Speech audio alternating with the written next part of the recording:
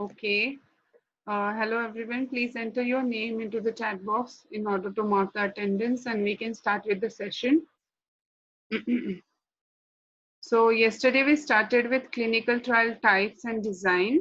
I hope everyone is there around and listening to me. Yes. So we started with clinical trial types and design. We first learned about what do you mean by clinical trial. We very well know by now that what do you mean by a clinical trial. Then we learned about what are different types of clinical trials are there, which includes experimental trial, prevention trials, diagnostic trials, screening trials, quality of life trials, etc. And then we also learned about the phases of clinical trials in detail, like phase 1, phase 2, phase 3, phase 4. And at all these stages, what kind of a study you will be conducting, right? So this was it. Then design of clinical trial we started with. There are two major designs of the clinical trial we have. First one includes observational study and another one includes experimental study. In observational study, we have three parts, like three kind of studies. One is cohort study, case control and cross-sectional. So, and these ones in experimental, we have randomized control trial, non-randomized control trial.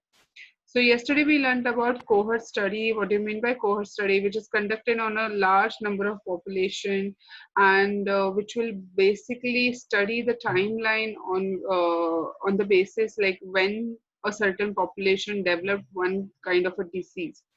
So that is what they are targeting on when they are conducting a cohort study. And cohort study generally is a long study. It goes on for a very long period of time because you have to start from a starting point where maybe disease is not there until the time a person might develop a disease.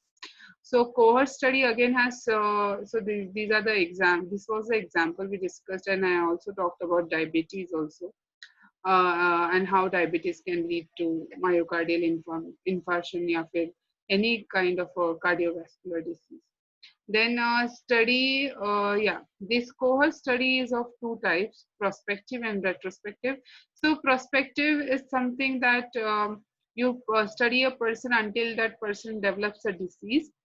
And in retrospective, you already know that this particular person have a disease or certain population have they have a disease. Then you go back on the timeline in the history and study what all incidences happened and what all are the timelines at which or what all are the lifestyle changes that contributed to the development of the disease. So you have the outcome in your hand and then you go back and study how exactly the disease happened. Yeah. Then next again is prospective studies carried out from present time to future. This is very important. So we are going to do the study from right now by selecting a population. We'll go till the future. And it can be tailored to collect specific exposure rate, but long wait for events to occur. Why, right? Because you do not know, you start with a healthy population and you are just studying and studying them over a very long period of time for many years in order to see that whether they are going to develop a disease or not. It is very expensive. Obviously, अगर the clinical trials phase three phases के लिए अगर हम 6 से 7 साल ले रहे हैं, so that time also a company is investing lots and lots of money. So for cohort study, if you want to conduct them for 20 years or so, then you will be ending up spending lots of money. Then prone to high dropout rates, right? Because it's very difficult for you to tag along with a person or a population for so many long years. And it might be a possibility that the scientific officer who was working or a research officer who was working at that time on that particular study has been changed. So everything starts from the scratch. And it's very, very important in cohort studies. It's very important to keep a feedback, to keep keep along with the people who have enrolled for that particular study. So dropout rate is very high in this prospective cohort study, and it could be in the retrospective. May you'll have to follow up basically, because you have the outcome. When I'm talking about outcome, that means the disease has already been developed. Okay. So retrospective, basically it look at the medical events from past to present. So prospective cohort study goes from present to future, and retrospective goes from past to present to past. Okay. Oh, yes. This we'll be learning about the events what happened in the past. Information is available immediately, right? Because you might get the medical record of the person from particular or hospital or something like that. Difficulty in tracing subjects and doubt on quality of the records, recorded information. So that could be drawback with concern to retrospective study.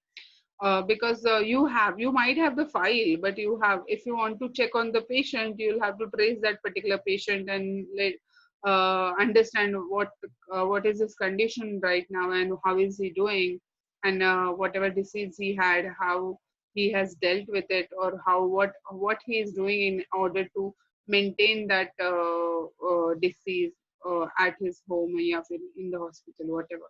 So difficulty in tracing subjects and doubt on quality of the recorded information. So you might go through the files that are available in the hospital, but then you have to be really sure like how reliable is the data that you are looking at. Okay. So prospective and retrospective, these are two different kind of studies, and they have a different timeline of study basically. Okay. So you have to know this. You have to know this particular point. Then cross-sectional study is a type of, so this is again a type of observational study. So observational study में तीन थे जो हमने देखा था: cohort study, case control study, and cross-sectional study. Okay, so in this we are learning about cross-sectional study. So it is a type of observational study that are primarily used to determine the prevalence, right? Prevalence is nothing but occurrence of the disease at a particular time. Okay, how the disease prevailed in a particular given point of time. So if we talk about COVID-19, we are studying about the prevalence of the disease in so many months. Like it started in the month of March, right? And in the month of June, it has achieved the peak point by infecting many people, right? So you are trying to learn about the prevalence of the disease. Okay. So prevalence equals the number of cases in a population at a given point of time. So we are studying a graph also at the same time, that starting point kya tha ye pandemic ka. So it slowly it became a pandemic. Okay, but first it was epidemic, then it became pandemic. So when I'm talking about epidemic, it is only when I'm saying epidemic, it is only concerned to a particular place. For example, where it originated COVID-19 in China. So if it was going to stay in China only, then we would have called it as epidemic. Okay, but now it has spreaded to all over the world. Then it has become pandemic. Now everybody must be knowing this term. I'm hoping that you guys know. So prevalence equals to the number of cases in a population at a given point of time, right? So that means starting from the occurrence of the disease till the time we are studying the COVID-19 every month. I'm giving you an example of COVID-19 over here. So we are studying this particular disease every month, and researchers are trying to find out that what is the doubling rate of this particular virus, and how it can affect a number of population at a double rate, triple rate, 4 times, 5 times, how many times it can affect a population. That means at what month. Currently we all know that everybody is talking about that in the month of July, the rate of doubling time of the population. That means the number of people who might get infected will double. So that, what do you mean by that? So prevalence of that disease at that particular point in that particular population could be higher. That means if I don't want to have corona, but if anybody has a COVID-19 disease, and at certain stage he achieves that peak point in which the virus has completely infected the body, and at this stage he is the most contagious person, right? So starting of the disease hota hai, फिर peak of the disease hota hai, and slowly the person gets cured of, right? So peak of the disease is the place when if he gets in contact with many other people at that particular point of time, there is a high possibility that he might end up infecting many people around. Okay, so all the measurements on each persons are made at one point in a time. Okay, so cohort study and cross-sectional study के बारे में यहाँ पे difference लिखा है. So study group in cohort study is population at risk, and cross-sectional is the entire population that you will be studying. And then common measures will be risk and rate, and in cross-sectional study it will be prevalence of the disease will be studied. Okay. So prevalence of the disease will be studied. So currently I told you about COVID-19, but prevalence of the disease can also be studied comparing two type of population. The one population which is healthy and another population who is infected with some kind of a disease maybe. For example, say diabetes, and how the healthy population did not lead to having a cardiovascular disease, and how the diabetic population led to having a cardiovascular disease. So that could be also um, one of the measures that you can do by using this cross-sectional study. Then calculating the prevalence of a health outcome is simply the proportion of individuals with the health outcome in a population. So prevalence will be is equal to case upon total population. So how many cases in total population, right? So that will be called as your prevalence, like how much of the population या फिर percentage of the population is getting infected, right? So then case control study. So we learned about cohort, then we learned about cross-sectional, and next is case control. So it is very simple. The case control is very simple. An observational study that compares the patient who have a disease or outcome of interest with patient who do not have a disease, right? So it is a very simple. So you have one population in which you have a disease, and in another one you do not have a disease.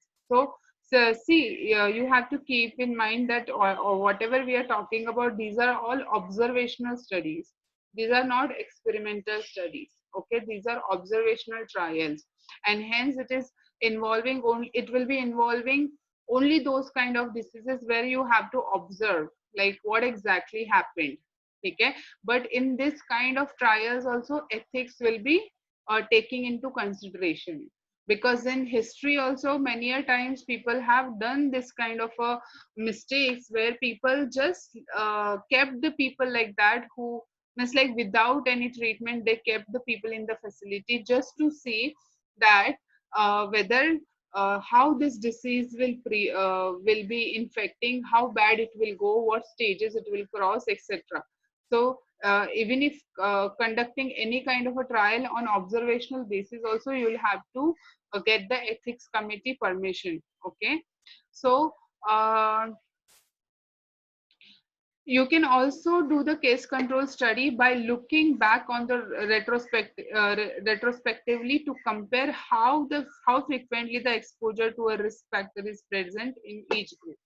Okay, so you can either compare from now to the from present to future, like exactly this is my control and this is the people who the one population who might not, who will not have a disease, and one population who will have the disease. And you can also do the case control study in a retrospective manner, in which you will be looking at the files of the people who do not have a disease, and they're studying their history, and files of the people who are having a disease and studying their history, like what all life events they had in order to get a disease, a particular disease or a particular outcome we are looking at. Okay, so that is what it is.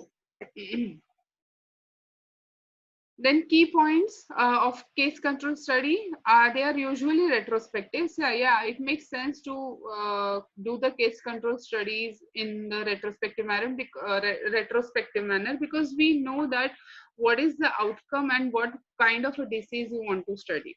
So it makes more sense for you to guide a patient also in future. See, why we are trying to do all these studies, because we want to guide each and every patient with a particular disease, so that we know that हाँ ऐसे ऐसे events हो सकते हैं.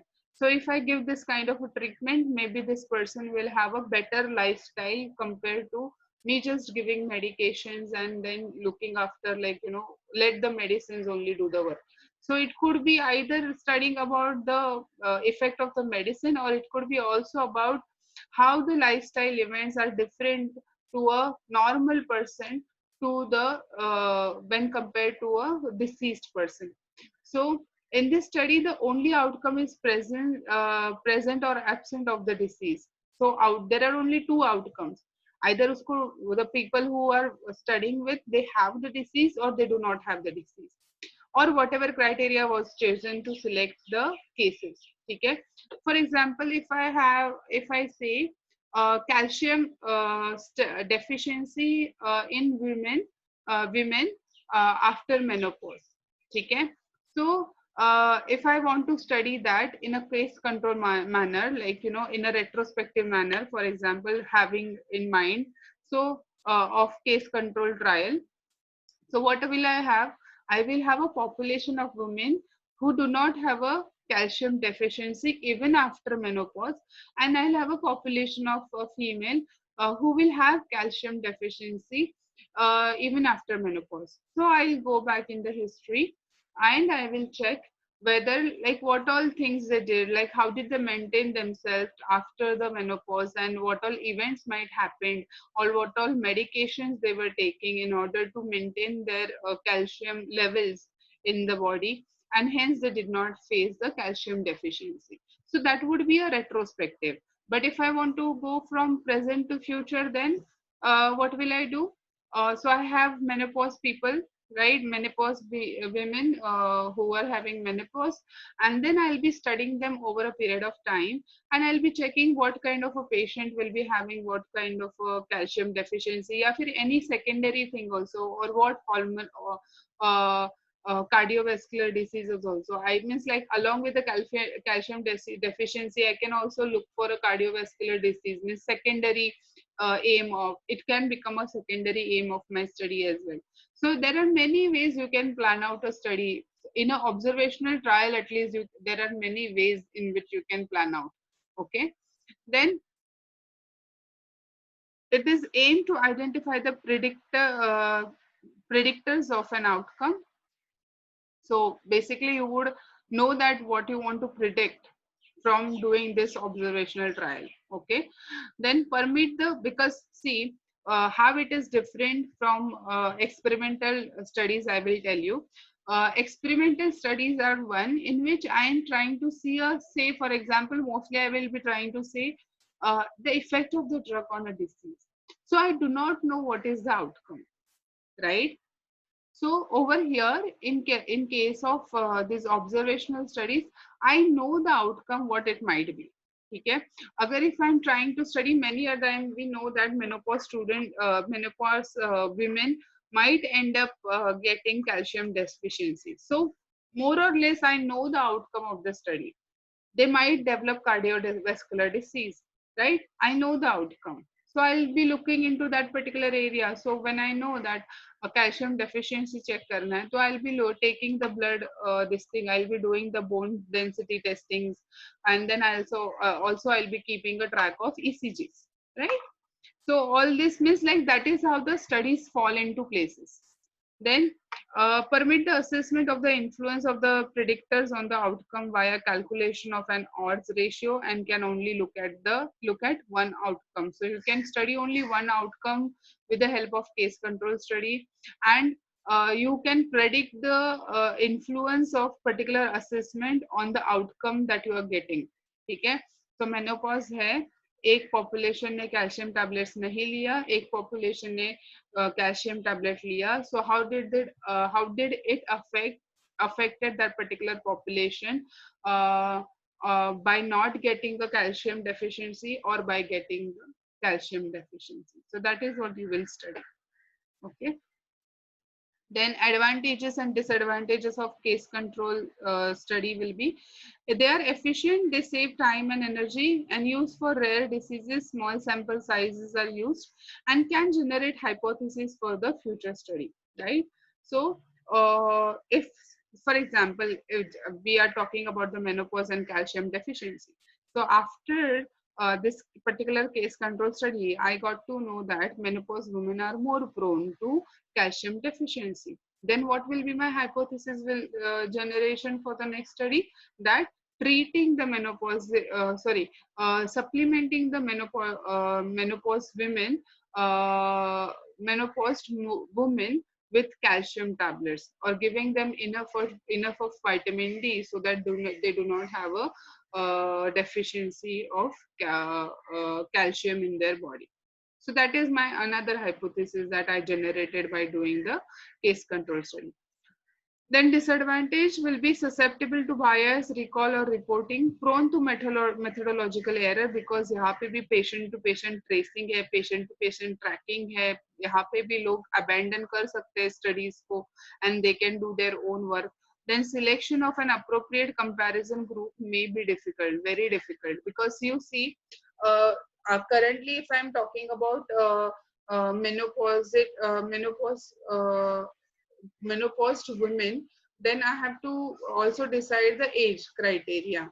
So menopaused woman could be 70-year-old also, could be 80-year-old also, but no, I cannot go for 40 to 70-year-old.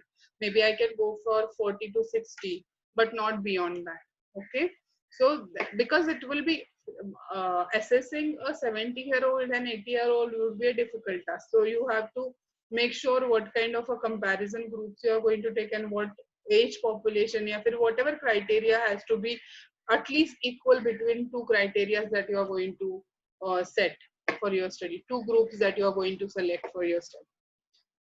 Next is experimental study.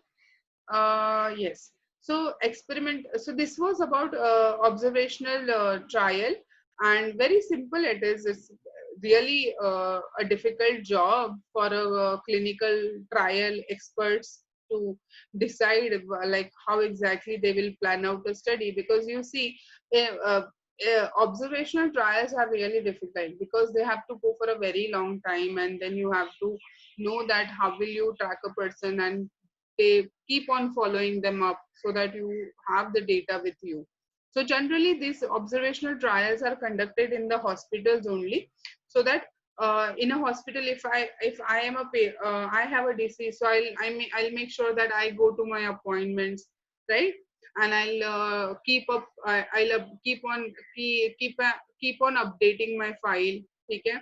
So in that way also, doctors also keep a track of a person whoever has come to us with particular disease, and then they have many medical records like that for them to make some conclusions. Okay.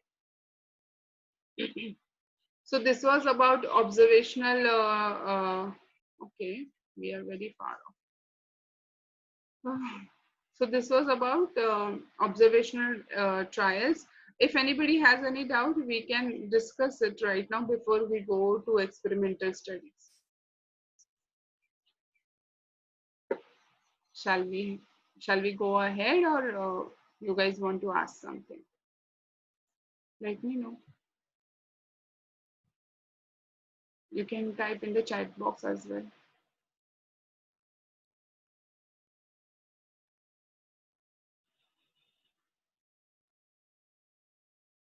Okay.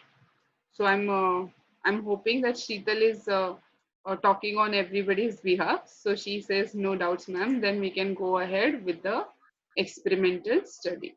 Okay. So a randomized control trial is the first part of experimental study.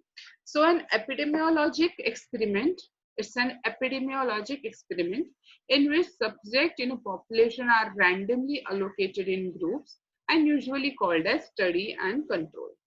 Okay. So you have a population in which you will be making two groups. One will be acting as a control and another will be your study group. Then groups to receive or not receive an experimental, preventive or therapeutic measures. ठीक है.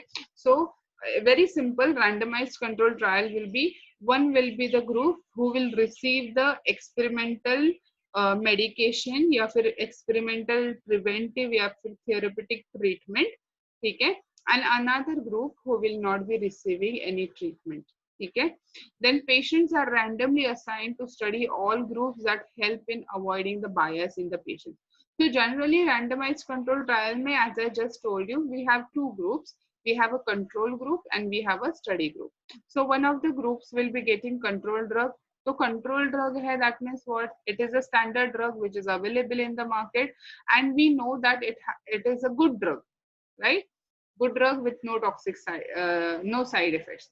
And another drug we have is the experimental drug, which we are hoping which will be good, same as that of the control drug that we are trying to study. So in that case, the patients has to assign this treatment randomly. So randomization क्या रहता है, ये मैंने कल भी तुम लोगों को बोला था कि like through computer software randomly the patients are assigned with what kind of a treatment one patient is going to get, and another patient is going to get what kind of a treatment. That means which person will get control drug and which person will get a study drug. Okay, so randomization is very important in this randomized control trials over here, because they have to make sure that there are no bias, and bias agar hua then it will cross the limit of ethics, means it will not be considered as a ethical trial, right? And which is the our basic base of our clinical trial. The ethics has to be followed. There should be no bias, justice for everyone, respect to every person. It has to be followed. So currently अभी लोग क्या करते हैं in this case, we do the cross-sectional trials, in the sense I have two groups. One of the group is receiving the control and another one is receiving the experimental drug. Okay, so in this thing I'll have two phases. Okay, phase one will be one group is receiving the control drug, another group is receiving the study drug. Then they will go for a washout period, in the sense they were in my facility, they took the drug, then I took out the blood samples, they went to their home.